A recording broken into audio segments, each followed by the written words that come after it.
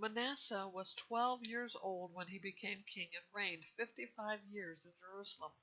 He did what was evil in the Lord's sight, imitating the detestable practices of the nations that the Lord had dispossessed before the Israelites. He rebuilt the high places that his father Hezekiah had torn down and reestablished the altars for the Baals.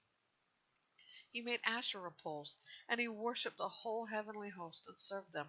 He built altars in the Lord's temple, where Yahweh had said, "Jerusalem is where my name will remain forever." He built altars in the whole heavenly to the whole heavenly host in both courtyards of the Lord's temple. He passed his sons through the fire in the valley of Hinnom. He practiced witchcraft, divination, and sorcery, and consulted mediums and spiritists. He did a great deal of evil in the Lord's sight, provoking him.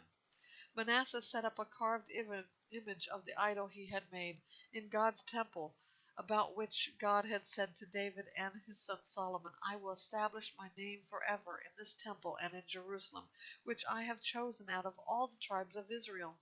I will never again remove the feet of the Israelites from the land where I stationed your ancestors, if only they will be careful to do all that I have commanded them through Moses, all the law, statutes, and judgments."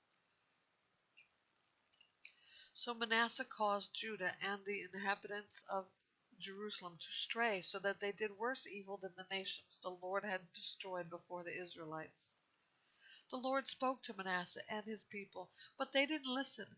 So he brought against them the military leaders of the commanders of the king of Assyria. They captured Manasseh with hooks, bound him with bronze shackles, and took him to Babylon. When he was in distress, he sought the favor of Yahweh his God, and earnestly humbled himself before the God of his ancestors. He prayed to him, so he heard his petition and granted his request, and brought him back to Jerusalem to his kingdom. So Manasseh came to know that Yahweh is God. After this he built the outer wall of the city of David, from west of Gihon in the valley to the entrance of the fish gate. He brought it around the Ophel, and he heightened it considerably. He also placed military commanders in all the fortified cities of Judah. He removed the foreign gods and the idol from the Lord's temple, along with all the altars he had built on the mountain of the Lord's temple and in Jerusalem, and he threw them outside the city. He built the altar of the Lord and offered fellowship and thank offerings on it. Then he told Judah to serve Yahweh, the God of Israel. However, the people still sacrificed at the high places, but only to Yahweh their God. The rest of the events of Manasseh's reign, along with his prayer to his God, and the words of the seers who spoke to him in the name of Yahweh, the God of Israel, are written in the records of Israel's kings. His prayer and how God granted his request, and all his sin and unfaithfulness, and the sites where he built high places, and set up Asherah poles and carved images before he humbled himself, they are written in the records of Hosea. Manasseh rested with his fathers, and he was buried in his own house. His son Ammon became king in his place. Ammon was 22 years old when he became king and reigned 2 years in Jerusalem.